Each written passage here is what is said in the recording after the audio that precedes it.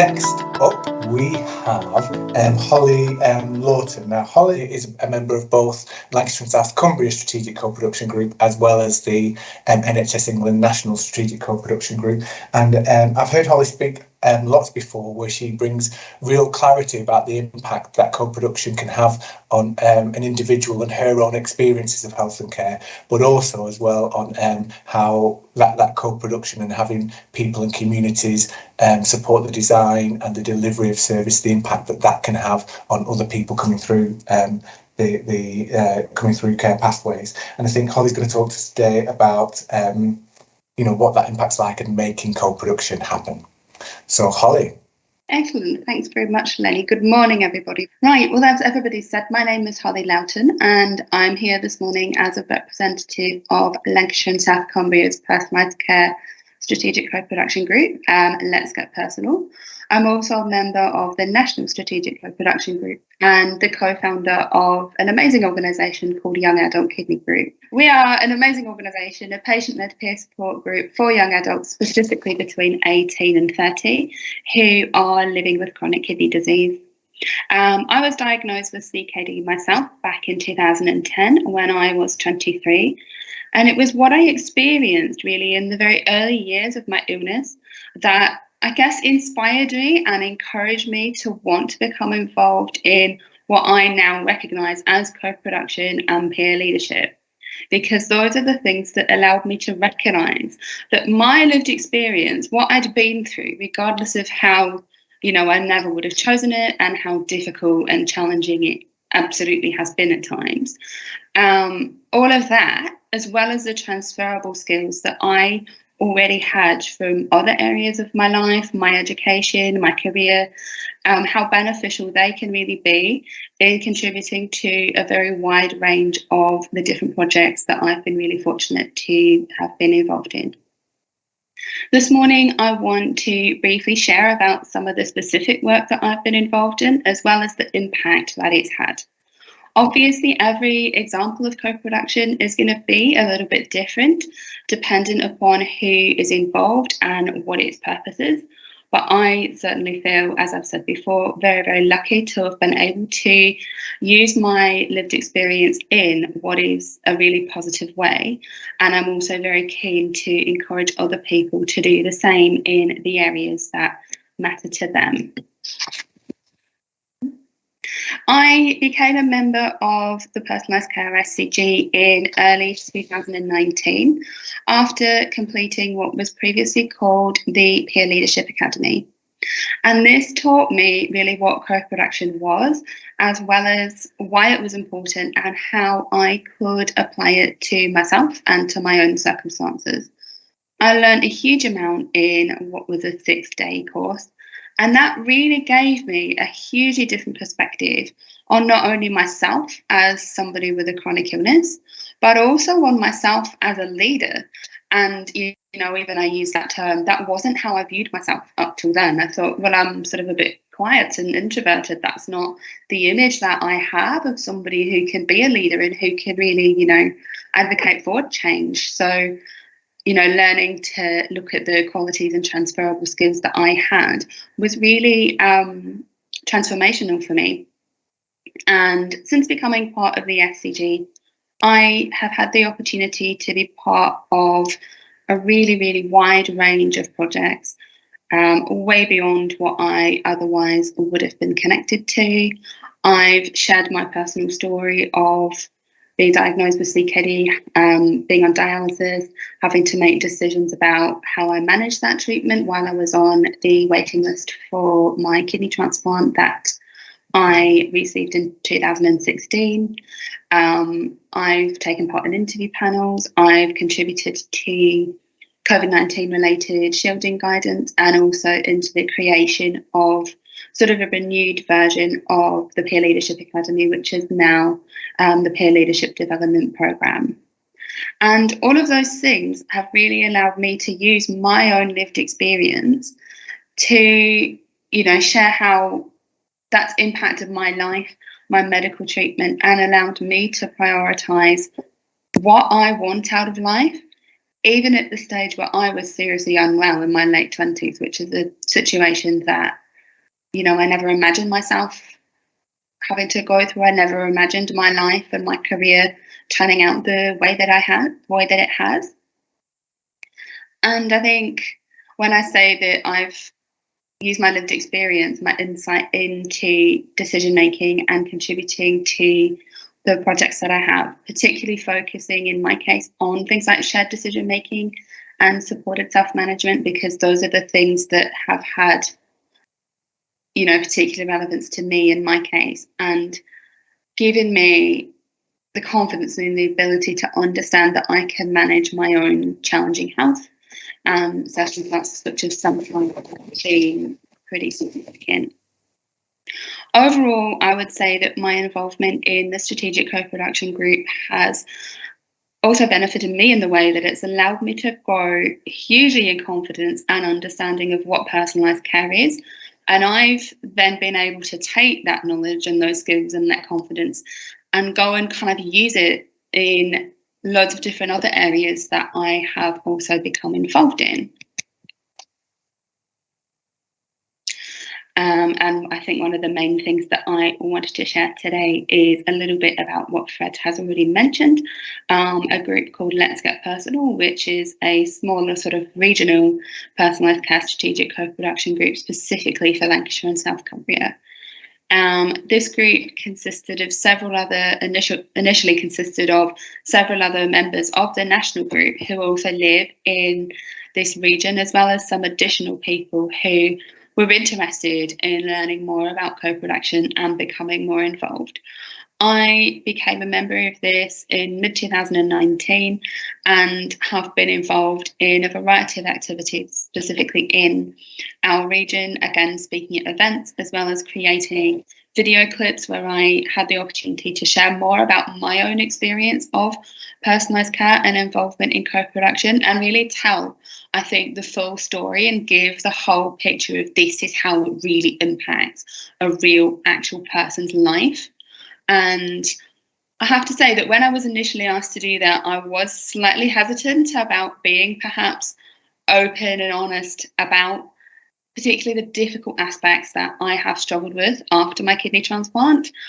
But I think the reception that we got from people once they viewed these video clips, it certainly, confirmed to me that it resonates with people. So it turned out to be a really kind of rewarding experience. Our group has continued to run remotely since early 2020, mostly via Teams and Zoom. And as has already been said, we're hopeful that the group will be able to kind of be relaunched and become a little bit more active in the future, thanks to an increased number of peer leaders in our region who have completed the peer leadership development program. And we hope that this group will be somewhere for them to go and kind of have an impact in an environment that's where they live and where they receive their care. Finally, I want to give you one more example of what co-production looks like in my own life and how I think I have really helped to make it happen in a little bit of a different context.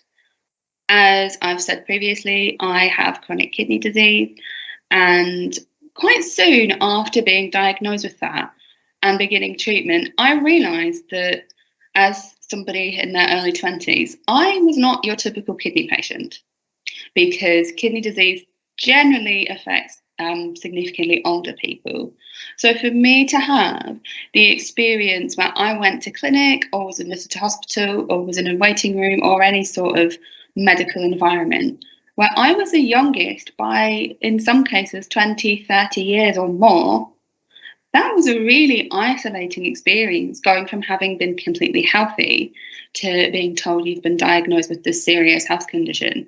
And then on top of it, feeling like I was the only person in my age group who was going through this. It was really tough. But in 2015, I attended a residential trip funded by a charity.